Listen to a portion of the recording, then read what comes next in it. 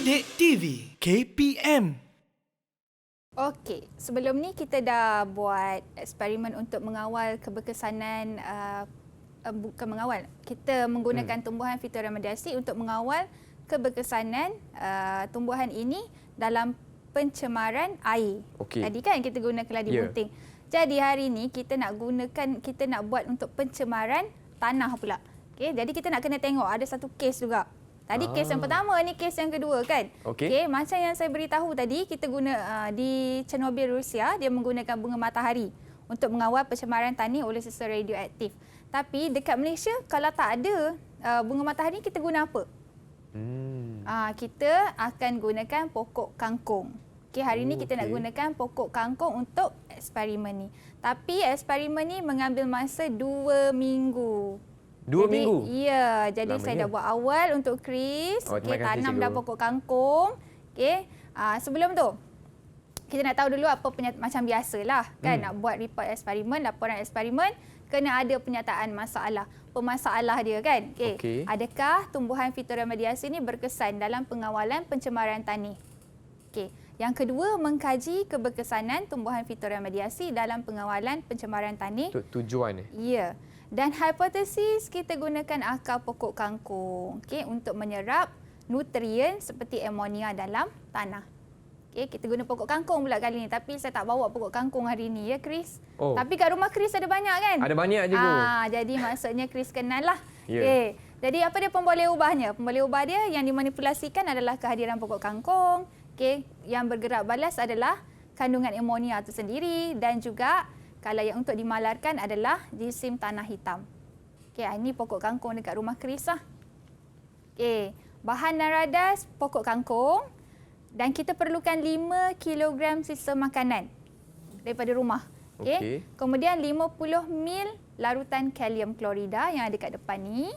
5 kg tanah hitam yang saya tak bawa lah, terlalu banyak peralatan yang perlu dibawa. Berat tu. Ya, air suling. Kit amonia. Kit amonia lagi. Jadi memang kena cari yang murah lah, jangan cari yang mahal. Sebab nak guna. Dia guna pakai terus, buang. Dan radas kita perlukan ketuha. Ketuha ya. Jadi apa dia prosedur yang pertama? Ini pun saya dah buat dah untuk Chris, Masih, cikgu. Langkah yang pertama, kita ratakan 5 kg tanah tu dekat atas satu kita kata tray lah yang ni, dan kita keringkan, letakkan dalam ketuha. Dalam ketuha, dan biar dia kering betul lah. Kenapa agaknya kena letak dalam ketuha ni, nak kena keringkan? Sebab kita nak dapatkan nilai jisim kering tanah yang tepat, cikgu. Ya, bagus cikgu biologi Chris dulu ya. Memang betul. Jadi kita nak kena dapatkan betul-betul jisim kering 5 kg untuk eksperimen ini. Dan kita letak ke atas dulang tadi ya. Langkah yang kedua, kita asingkan 2.5 kg tanah hitam dalam bekas plastik A dan juga B. Yang sama. Yang tadi tu yang dah kering tu kita masukkan yang sama dan labelkan lah. Langkah yang ketiga, ini nanti saya nak minta Chris buat, tapi belum lagi lah. Just untuk menerangkan apa yang telah dilakukan sebelum ini. Kita nak, kalau tadi kita boleh ambil terus air tasik tu untuk buat ujian amonia, tapi untuk tanah ni berbeza. Jadi kita kena cairkan dulu. Kita kena larutkan dulu dalam larutan tertentu untuk kita buat tes amonia, uji amonia, kandungan amonia dalam tu. Pertama, masukkan 7 gram tanah hitam dari bekas A, dan B masukkan dalam kelalangkun yang berbeza. Ada 2 kelalangkun lah. Kemudian kita campurkan 50 ml larutan kalium klorida dalam kedua-dua kelalangkun tu. Lepas tu kita goncangkan. Pas goncang, kita akan turaskan. Yang ni saya masukkan potassium kalium klorida tu, dan yang ni kita turaskan. Sebab kita tak nak ada nanti tanah-tanah tu dekat dalam bekas beacon. Dalam beaker ni. Jadi kita kena turaskanlah, nanti Chris kena buat. Dan kemudian kita masukkan 20 ml air suling dekat dalam hasil turasan tu. Untuk kita kurangkan dia punya kepekatan tersebut. Dan selepas itulah kita akan buat semula ujian amonia dengan menggunakan kit amonia tadi. Chris, boleh ya? Boleh, cikgu. So ini adalah jadi ini adalah untuk menguji kandungan amonia dalam tanah yang awal tadi, yang sebelum kita buat rawatan. Okey, lepas tu kita nak buat apa? Okey, nampak tak ni apa? Dalam Sisa dulang makanan ni. cikgu? Ya, sisa makanan daripada rumah ya. Daripada rumah, kita gaulkan 2.5 kilogram sisa makanan dalam bekas A dan juga bekas B. Sebaik-baiknya gunakan sarung tangan juga. Okey, supaya tak kotor lah tangan tu kan. Okey, jadi kedua-duanya kita perlu gaulkan dalam tanah tersebut. Okey. Dan langkah yang kelima ini berbeza untuk kedua-dua bekas. Bekas B tu kita tinggalkan. Biarkan je macam tu. Okey. Dan yang bekas A tu kita masukkan 20 batang anak pokok kangkung. Ke dalam kita tanamlah. Tanam dalam bekas A tersebut dan biarkan dia selama 2 minggu. Biarkan 2 minggu. Biarkan dan jangan bagi dia terdedah dengan cahaya matahari dan terlindung daripada biarkan dia berada di kawasan yang redup tapi terlindung daripada air hujan sebab kita nak pastikan jumlah kuantiti air yang kita siram pada pokok bekas A dengan B itu sama. Okey, faham. Kita nak malarkan yang tu. Okey, jadi kita tunggu 2 minggu. Lepas 2 minggu kita akan uji kandungan amonia untuk bekas A sahaja hari ini. Okey. Sebab bekas B kita anggap masih lagi sama iaitu 1.5. Yang ini adalah keputusan yang sebelum ni lah 1.5 juga ya. Okey. Boleh Chris? Boleh cikgu. Okey, jadi yang ni saya besarkan supaya nampak dengan lebih jelas warna untuk kepekatan amonia itulah. Okey. Jadi boleh kita buat eksperimen untuk menguji kandungan amonia dalam tanah daripada bekas A. Boleh cikgu. Jadi boleh. Apakah langkah pertama? Okey, langkah pertama. Sebelum tu saya nak bagi tahu ini saya dah siap-siap dah timbang 7 gram. Okey. 7 gram tanah daripada bekas A tu. Alright. Okey. Apa yang Chris perlu buat, ni dah ada 50 ml kalium klorida. Baiklah. Chris tuangkan. Dalam sini cikgu? Ya. Okey. Tuangkan. Alright. Okey, lepas tu goncangkan sikit. Kita nak bagi dia larut. Tapi nak kata larut sangat tu taklah. Okey. Yang penting dia dah bercampur. Okey. Alright. Cukup ke macam ni cikgu? Okey. Chris rasa cukup tak? Saya rasa cukup cikgu. Cukup dah lah. Okey, jadi lepas ni kita turaskan. Okey. Okey, turaskan guna corong turas dan kertas turas. Masukkan dalam bika yang disediakan ni lah. Okey.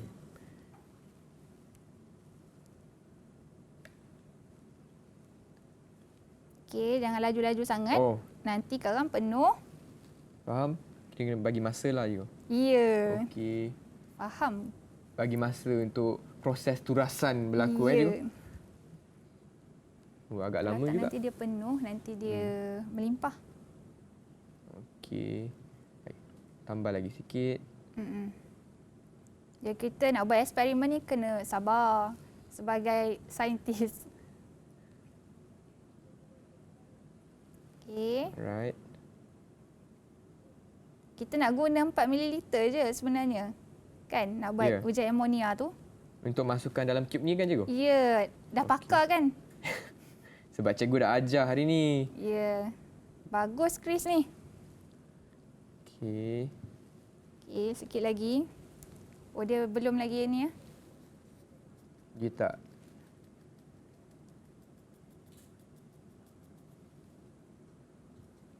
Okey.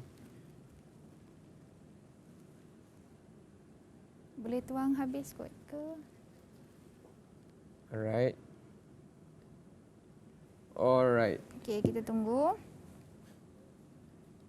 Biasanya di sekolah cikgu kita tunggu berapa lama untuk ni? Untuk eksperimen? Dalam 5 minit. 5 Bergantung minit, pada sebab dia mungkin benda asing dia terlalu. Jadi murid pun kena pegang macam ni cikgu? Tangan tak sakit? Pegang je macam ni? Oh. Ya, pegang je. Dia tak ada pemegang spesifik untuk proses ni? Sepatutnya kita gunakan beaker tu yang bersesuaian dengan untuk kita supaya corong turas tu dia boleh kita kata stabil kan. Tapi buat sementara ni kita pegang lah. Nak bagi audience nampak. Okey, saya rasa bagi murid-murid nampak. Saya rasa sudah cukup 4 ml kot cikgu. Ya, okey boleh. Okey. Chris boleh letak semula dekat. Bukan. Ni coran turas ni letak dekat sini supaya tak tumpah. Okey, boleh. Kemudian campurkan 20 ml air suling. 20 ml. Ya. Okey. Semua. Semua Saya dah siap dah. Hebatlah cikgu. Ya. Okey. Lepas tu cikgu? Okey, lepas tu ambil 4 ml sahaja daripada sini. Goncang sikit. Okey. Okey, kemudian ambil 4 ml masuk dalam tiub yang untuk uji amonia tadi. Okey, boleh gunakan dropper ni. Dropper. Penitis ni ada. Penitis, Boleh gunakan. Dia macam bagi arahan. Okey, lagi. Ini 1 ml. Lagi 3 Kalau kita nak guna silinder penyukat pun boleh, tapi kalau nak guna penitis pun lagi senang lah saya rasa. Lagi senang cikgu. Okey. Sebab Lagi 1 ml. Sebab dekat tiub ni dia dah ada dah berapa nilai 4 mil tu dah ada dah. Dia punya senggatan di situ. Okey. Okey dah 4 boleh letak. ml. Okey. Saya bantu di sini untuk reagen 1. Okey, reagen Okey. 1. Goncang dulu. Tapi saya tak boleh nak tolong saya tak pakai glove jadi Okey. So Chris yang akan tolong cikgu 4. Okey, 4 titis. 4 titis. Okey, 1, 2, 3, 4. Okey, dah. Okey, tutup. Tutup. Goncangkan. Goncangkan. Okey, boleh nak goncang macam mana cara pun. Okey. Okey. Macam ni pun boleh kan cikgu? Boleh. Alright. Okey, dan yang kedua ni 4 lagi titis. Baiklah. 1, 2, 3, 4. Okey. Okey. Goncang. Dan kita biar seketika.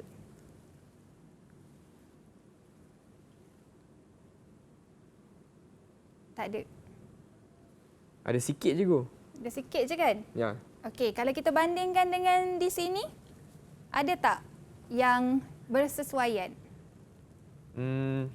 Saya rasa 0.2 cikgu. Ya, 0.2 ataupun dia sebenarnya kurang dari, kalau saya tengok kat sini dia lebih cair daripada 0.2 tu. Bermakna apa Chris? Maknanya kandungan amonia dalam bekas A lebih kurang berbanding dengan kandungan amonia bekas B. Betul? Ya, okey. Dan satu lagi kalau kita bandingkan dengan nilai yang sebelum ni, nilai yang sebelum ni adalah 1.5 dalam bekas A. Okey. Bila saya tanam pokok kangkung dalam tu, bila Chris buat ujian, lepas 2 minggu dia menjadi kurang daripada 0.2 nilai dia. Okey, bermakna sekarang ni adakah pokok kangkung tu berkesan dalam mengawal pencemaran tanah? Ya cikgu. Ya, tepat sekali. Kita dah buat eksperimen, kita dah buktikan. Okey, kita dah buktikan dengan menjalankan ujian amonia ini. Okey? Okey Chris? Ya. Okey. Jadi kesimpulannya adalah boleh Chris tuliskan sementara tu. Kita nak lengkapkan keputusan data ni. Macam akhir tadi 0.2. Okey, bagus saya dapat pelajar yang efektif macam ni ya. Okey. Dan yang ni adalah saya saja letakkan dekat sini untuk menunjukkan yang nilai awal tu 1.5 tu betapa warna dia sangat menepati dengan nilai 1.5. Okey. Okey, jadi kesimpulan dia adalah hipotesis kita telah pun diterima. Akar pokok kangkung ni memang berupaya untuk menyerap kandungan amonia dalam air tasik. Dalam tanah sebenarnya ya, dalam tanah, bukan dalam air tasik sebab kita buat untuk pencemaran tanah, ataupun pencemaran tanah. Baiklah cikgu, bagaimanakah prestasi Chris melakukan eksperimen hari ini cikgu? Okey, daripada awal memang 10 bintang kan? Ya. Okey, lepas tu 10 bintang lagi kan? Ya. Okey, sekarang ni bila campur jadi 30 bintang dah. 30 bintang?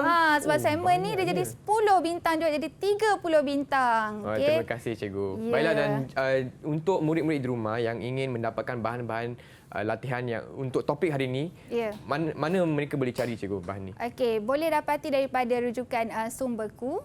Okey, KPM Perkasa lah. Okey, jadi memang ada bahan-bahan di situ. Selain daripada buku teks lah. Baiklah cikgu, dengan itu saya ingin ucapkan ribuan... sebelum itu, boleh tak cikgu kongsikan rumusan untuk kelas hari ini cikgu? Untuk kelas hari ini? Ya. apa yang saya dah terangkan pada murid-murid dan juga pada Chris. Okey, Chris daripada tak tahu, sekarang ni dah tahu dah apa maksud fitoremediasi. Kita gunakan tumbuhan. Jadi jangan buang-buanglah pokok kangkung, pokok kiambang dengan pokok keladi bunting ni elok untuk mengawal pencemaran air. Okey, yang kedua, boleh menerangkan, Chris dah tahu macam mana penggunaan tumbuhan fitoremediasi ni dalam kehidupan. Dan yang ketiga, Chris yang buat sendiri tadi eksperimen untuk penggunaan tumbuhan fitoremediasi dalam pengawalan pencemaran air dan juga pencemaran tani. Didik TV KPM